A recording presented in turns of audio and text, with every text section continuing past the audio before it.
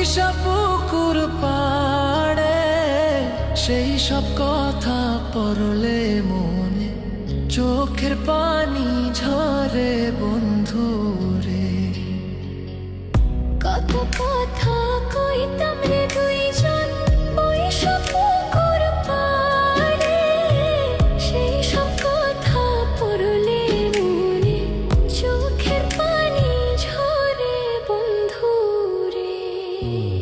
কি অপরাধ পাইয়া রে বন্ধু ছাইরা গেলাম মোরে, তোমার লাইগা পরাণ কান্দে মন বসে না ঘরে বন্ধু রে।